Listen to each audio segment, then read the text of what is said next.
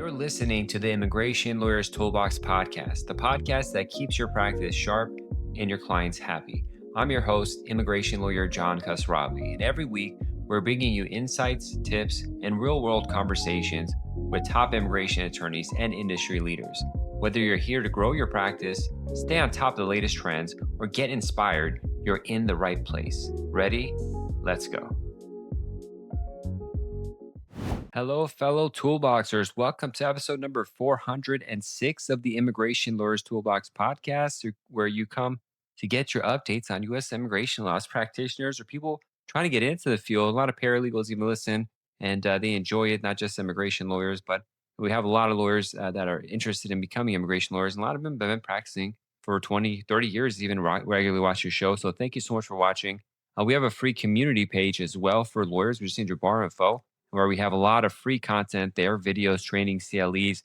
I'm going to be working very soon on a continuing education episode about B1, B2 visas and going over the foreign affairs manual on the tourist visa option, business visa option, B1, B2, because there's just a million and one nuggets in there that pop up randomly. It's good to know, but I got to go sit and create a curriculum for it, all this kind of stuff. But it'll be free there when it's ready, so you can check it out. Plus a lot of other stuff, 245I explanation. A lot of lawyers need that. If you're an immigration lawyer, you don't know what's going on 245I, definitely join the community. You go to our website, iltbox.com or immigrationlawyerstoolbox.com. Both URLs work. And you go to our community page. You can put in your name and bar info so I could check to see if you're a lawyer, and he can add you there, and you can watch all his content, ask questions, discussion groups, all that kind of stuff to take your practice to the next level. So all the information about to be provided is not intended as individual legal guidance. Please consult with an immigration attorney about your case, but you all know that already. So let's get the show started.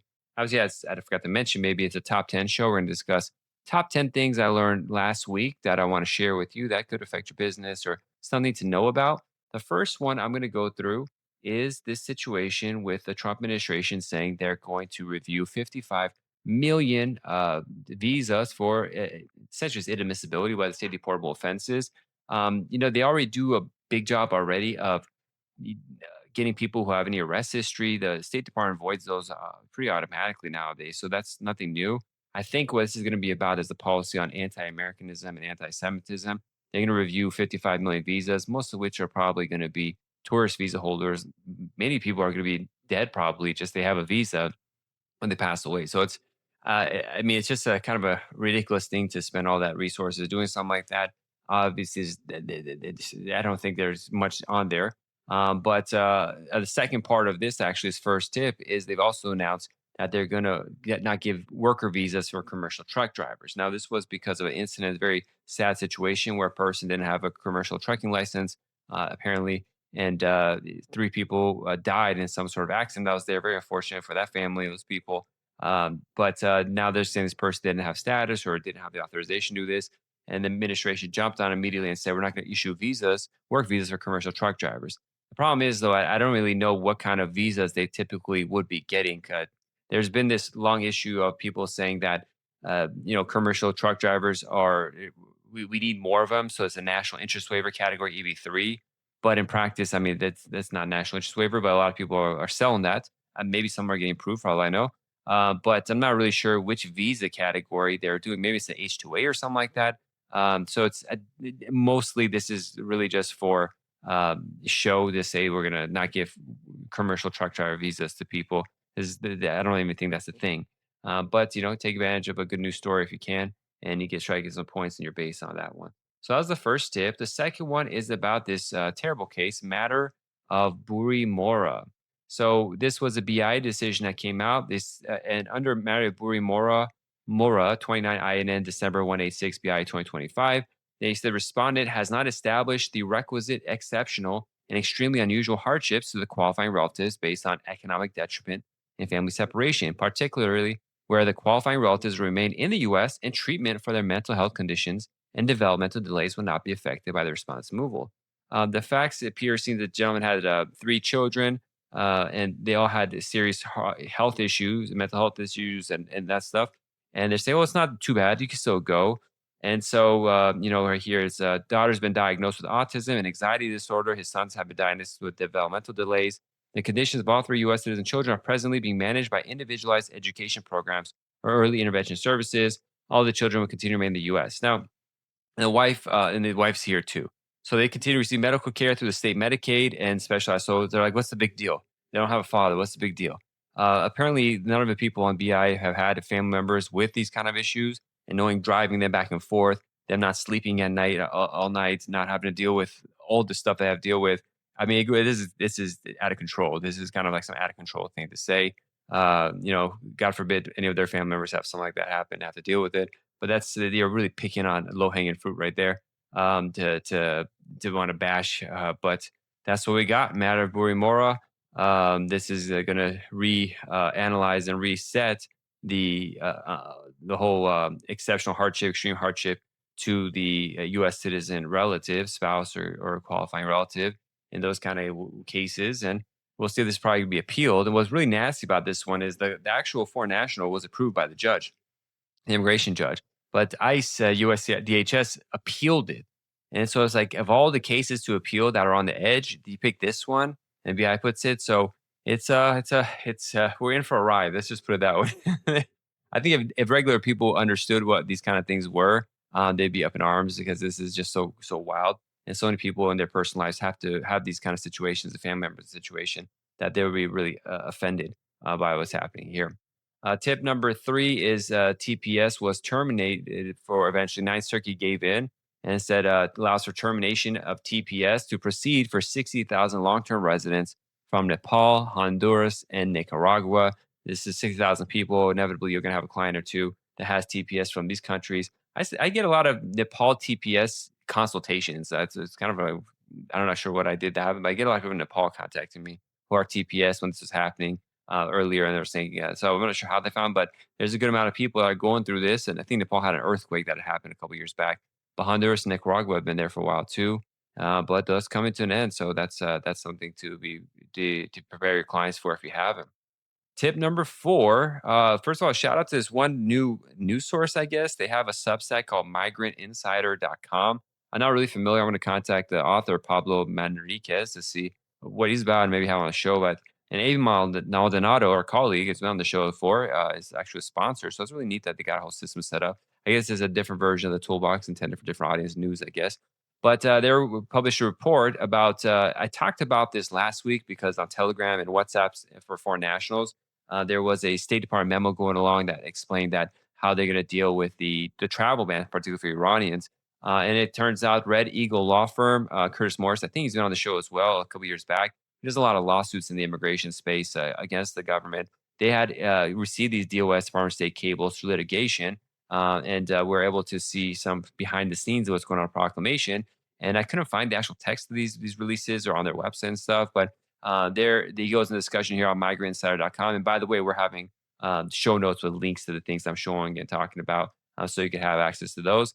But essentially, they're saying the national interest exception is going to be, very difficult to get. It says the guidance stressed that such approval should be "quote unquote" rare and framed in America first terms, allowing travel only in "quote unquote" exceptional circumstances. Examples include urgent medical treatment. So I'll pause right there. So urgent medical treatment is still a possibility, but even before, when there was no travel bans, when like Iranian families would contact me for health treatment, half the time they still wouldn't approve them. So it's going to be hit and miss just on the B2 itself, B2 medical. Law enforcement cooperation and participation in professional sports competitions. By contrast, visas for family visits, education, or routine businesses were explicitly ruled out. Quote, a connection to a U.S. citizen is not sufficient grounds for an NIE, national interest exception, the cable stated. And then there's another one that cable that came out, a sports carve out. On June 16th, the department said major sports exception applied for World Cup, LA Olympics, and Salt Lake Olympics, all this kind of stuff. So they're keeping that part alive. And special rule for minorities, I talked about this last time, that they're recognizing these ethnic and religious minorities facing persecution in Iran. Adjudicators are instructed to continue processing visas for members of groups from Ahwazi Arabs, Baha'i religion, Kurds, Jews, Christians, Sufi. There's really Sufis on them, and Sunni Muslims, Zoroastrians. Applicants did not need to show individualized persecution, but consular officers were told to document evidence and cite State Department human rights reports. I tried finding human rights reports of some of these religious groups, and they couldn't find any sign of like the Jews and Christians, not like let's see, Baha'is no, but it was like Zoroastrian and Christians, and I couldn't like necessarily find in the Human Rights Report about it. But we'll see how that works out. Visas qualifying exception will be annotated, accepted for PP restricting entry. And then, that's it. I mean, that's want to share that with you that there's some behind the scenes leaks that are happening through these lawsuits. I give you information on what's going on. Now, real quick, this one doesn't have anything to share on the video, but we just ran into two more cases. And it's pretty typical where we have applicants for adjustment of status or consular processing, and we sign them up and we say, okay, first things first, send us your birth certificate because we have to deal with so much. I'm not sure how this isn't more of a big deal because I'm seeing it all the time. You all should be too. Maybe I don't know. I don't know why it's not a big topic, but birth certificates constantly have errors in them. Their people's names are wrong. Their dates of birth are wrong. The parents' names are wrong or missing. It's not registered in a timely fashion. Doesn't have all the stamps that are required on it. And so it becomes a major issue. And then, if first for India, this is one of the major ones happens there. They either, if they're older, they don't have birth certificates. They got to sometimes get a non availability certificate, which takes some time. Their first name's not there. You got to do all the extra work with affidavits, vaccine records, medical records, school records, religious records, something to show and corroborate it. And just the paranoia comes in this administration, how strict they want to be on this, even though there's a standard that these are set up.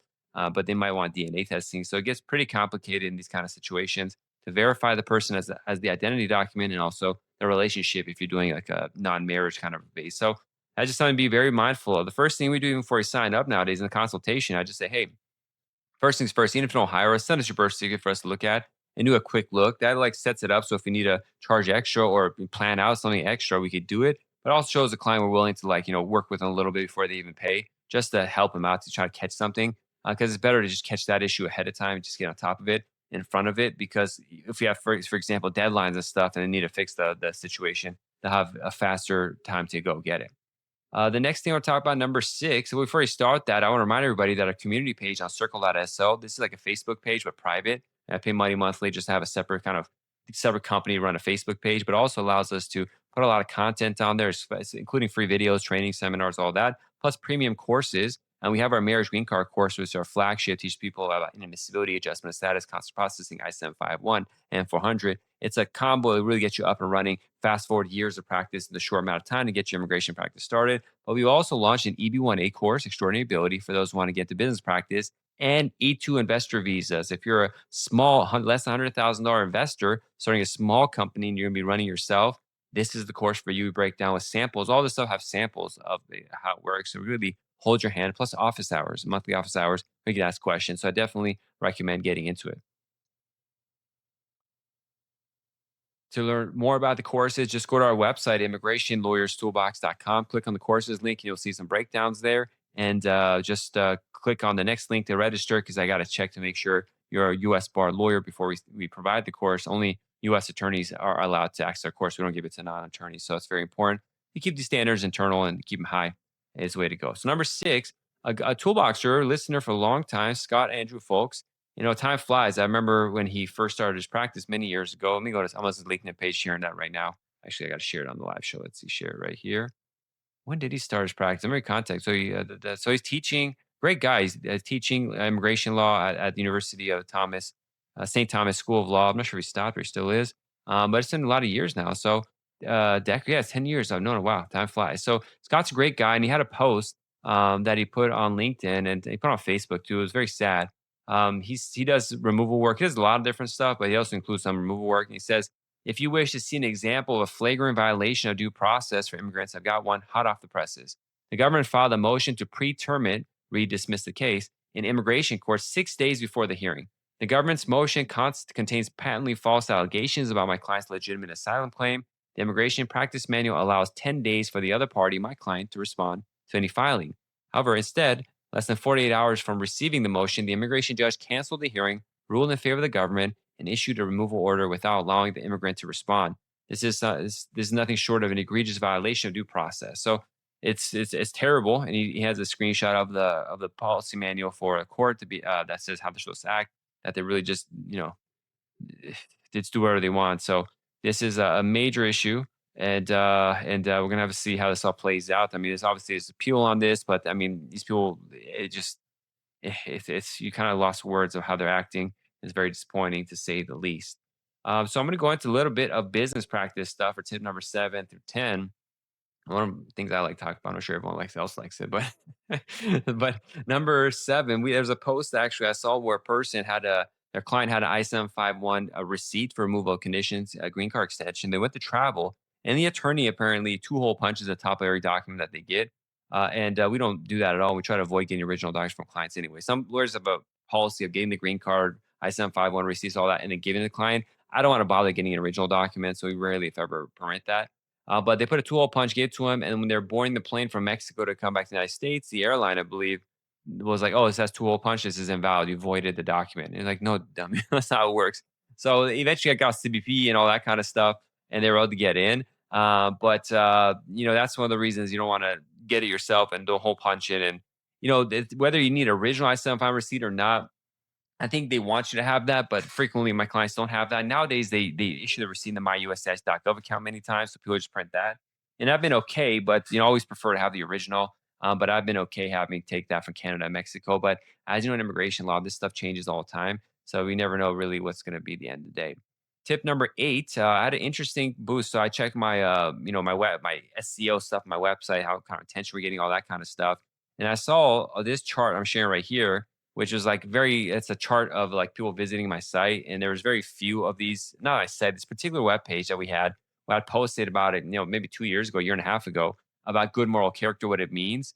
And it was getting like very few views and stuff. And all of a sudden, when the new memo came out, it went like, I can't even do the math. It was like 10x or 20x of views in a matter of days on this one particular web page. It's not even updated to reflect the naturalization requirement because it's an old web page on my website. But these key terms for good moral character are definitely seeing a spike in research usage.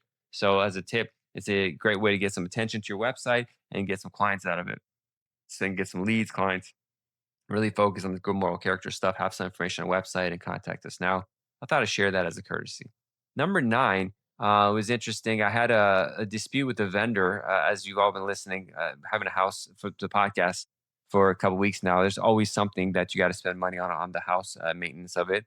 And this time we had something we got a new thing, and they had an invoice that just said the number, and I'm like, okay. And then a part of it broke, and they're like, "Oh, that wasn't included." I'm like, "Well, the invoice just says, changing this system," but they didn't itemize what was it. There was like a box, there was like a this pipe, that pipe, this pipe, and I saw the importance of it. And we do this at our firm already, but I wanted to make sure you guys stuff like this too. So, if, for example, when we're doing adjustment of status, we specify each form we're doing. So it's I-130, I-138 for marriage, I-485, I-765. I think we're doing it or not. We try to specify it there. I don't always put it in there, but for that one, but if you have joint sponsors, say one or two I-64s, and maybe even specify if it's acid based or not. So if they come back later and say it's W-2 based, so if they say, "Oh, our W-2s don't work, we got to do assets," that creates a lot more work to try to figure out their assets for the affidavit of support.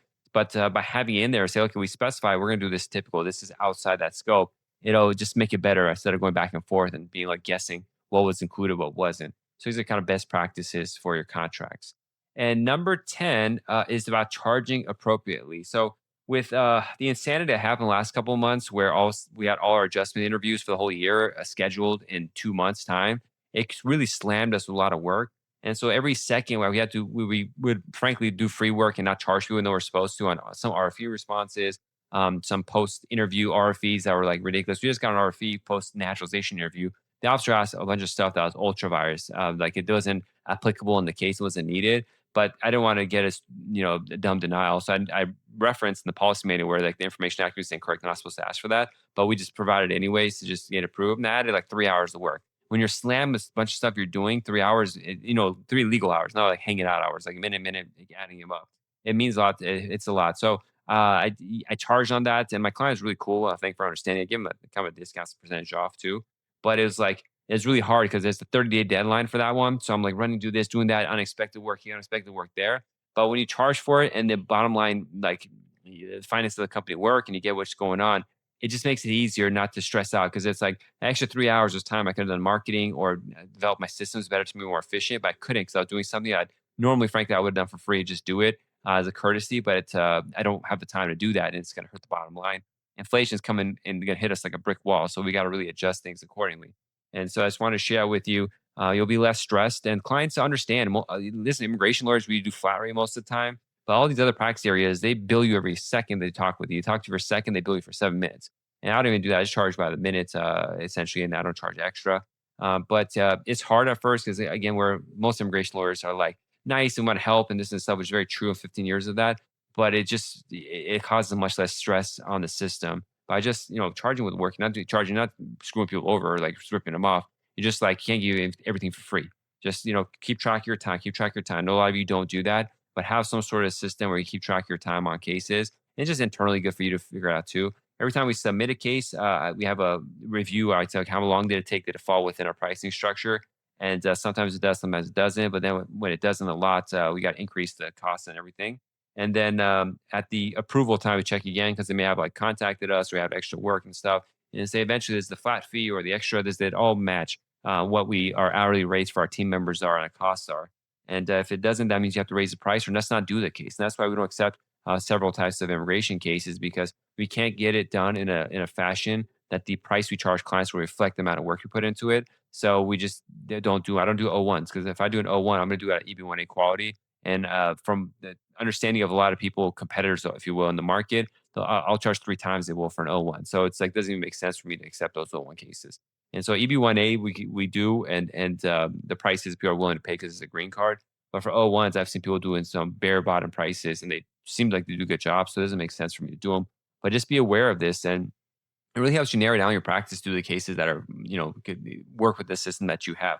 Like I talked about this last week too. Bob Weber, a great immigration lawyer, and his partners in Minnesota, one of the fastest growing law firms. They do like NIWs in mass and stuff, and there's weak green that doesn't mass. And I can't do this system. I can only handle if I have like more than 3 NIWs at one time or EB1As. Everything's going to break in the firm because it's too much for us to handle. But they could do numbers on these. They have systems and all that kind of stuff. But it seems like they're doing hundreds. I don't know exactly. I don't know the internals, but it seems like they're doing hundreds of the cases and everything's not breaking apart. So it kind of makes sense for them to, especially for in mass, going to do it. For me, it's really just personal one-on-one service. That's our big thing. Is just honestly be there, talking to clients, spend attorney time. It's not efficient, and other firms. I don't know again about these two particular firms, but might have other systems. And a lot of people do. A paralegal talk with your attorney, just as some general review. But we like face forward attorney time with our clients, spend time talking with them, ask about their family, get to know them, and through that, gain a lot of information as well to help their case. But again, you got to price accordingly because when you charge that the right way, you know how much you're earning, how much you're not.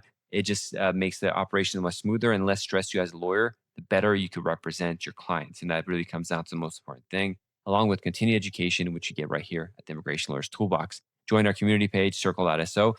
Just email me, info@immigrationlawyerstoolbox.com with your bar info, or go to our website, type in the community page and fill in the boxes there, and we'll add you there. And then we can learn more about our premium courses, marriage green cards, EB1A, E2. We got the courses for you. Thank you so much, Aaron, for listening. I hope to see you all next week. Bye-bye. If you like this episode, follow us on Instagram. Our handle is Immigration Lawyers Toolbox, where we post the latest statistics, tips, and more. And stay tuned for more from the Immigration Lawyers Toolbox podcast.